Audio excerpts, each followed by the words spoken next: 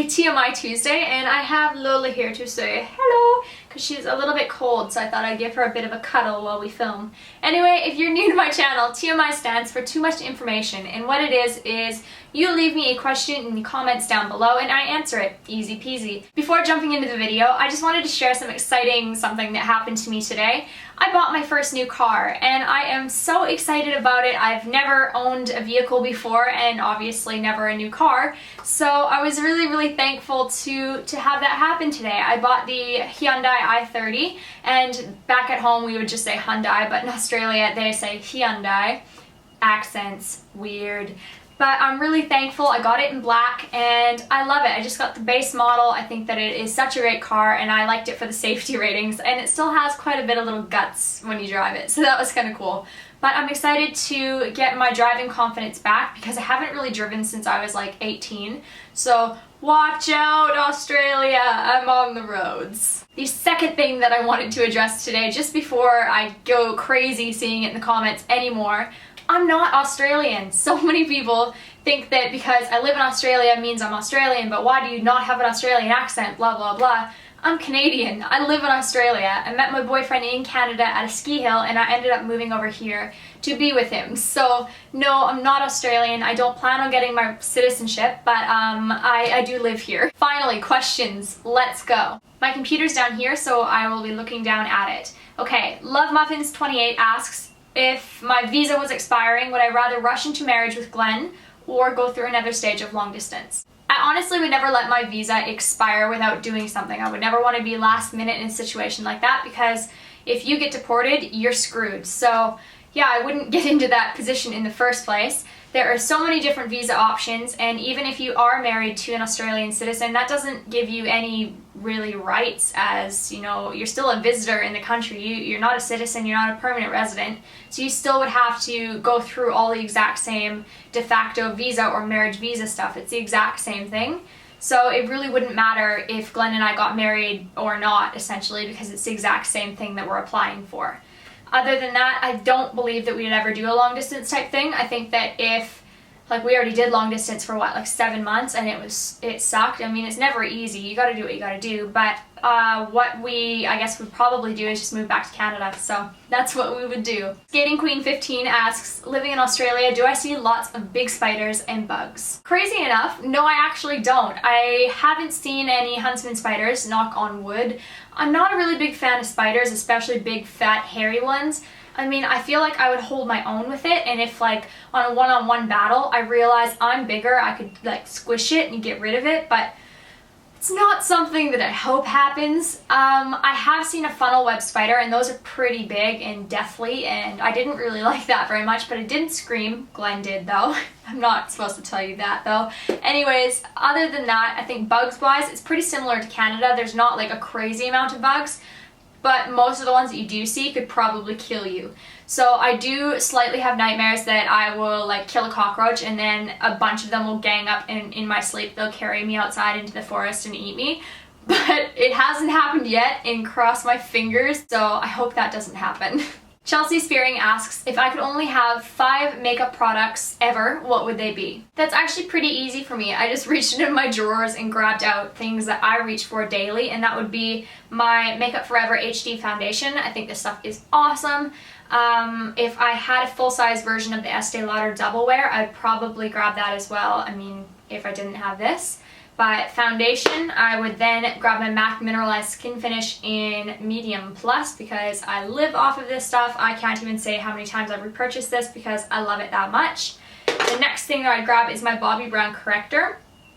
This is in Light Peach, and I wear it underneath a concealer, but some days I feel like I don't even need to wear a concealer on top because this does such a good job.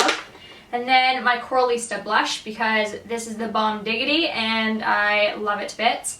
And then, of course, my Dior Show mascara, because this is the best ever, always, forever. The only thing that I don't like about this, though, is that it does dry up quicker than lots of my other mascaras, but it is so awesome when it's not dried up that I would still choose this one. Wonderweave asks, have I ever worked with any drag queens? No, I haven't, but I would absolutely love to. I used to go to drag shows quite often in Vancouver when I lived there because a lot of my friends are gay and we're really into that stuff. So I thought that it was a great opportunity to check it out and see that whole scene. And I have so much fun. And I feel like a lot of you have asked what is my view on homosexual relationships, and I'm 100% all for it. I think that it is so ridiculous that anyone from outside a relationship would come in and tell someone that they can't love someone else. Like, I'm sorry, go fuck yourself. It is none of your business. Not any of your business whatsoever. So I feel that anybody could love anybody. I don't give a shit whether it's two women or two men or a guy and a girl. Who cares? It's not any of your business. You're not in that relationship. So it really bugs me when people have a problem with that. Like, it's 2013 for Christ's sake. Who cares? Worry about your own life and the world would be so much better. Amber Killion asks, why did I choose to move out of my house so young? I don't really feel like I moved out all that young. I mean, I was 18 and that's a pretty typical time for most people to be moving out, especially where my area was. I graduated high school early, so I was done school 6 months before most of my peers.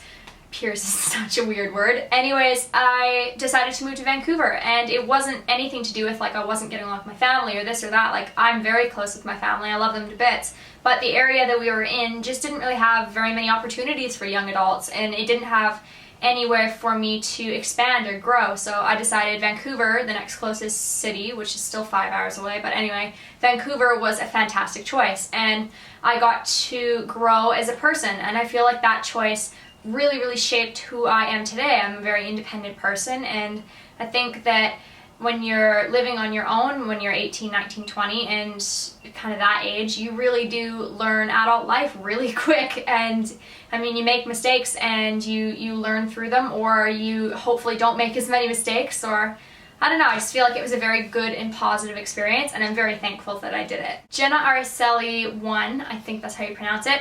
You are saying, do I let my boyfriend have friends that are girls? Okay, first off, I would never ever think that in any which way it is my prerogative to tell Glenn who he's friends with or who he's not friends with. That's not my business at all. And I think that even with girls, like, Glenn has had friends from preschool, from high school, that he's been friends with and known for way longer than he's known me. So why is it any of my business to get into that relationship? Like, it's not. And the thing is that I wouldn't be dating Glenn if I didn't trust him 100% with everything in that way. So I mean, I don't even worry about that, because you really shouldn't have to.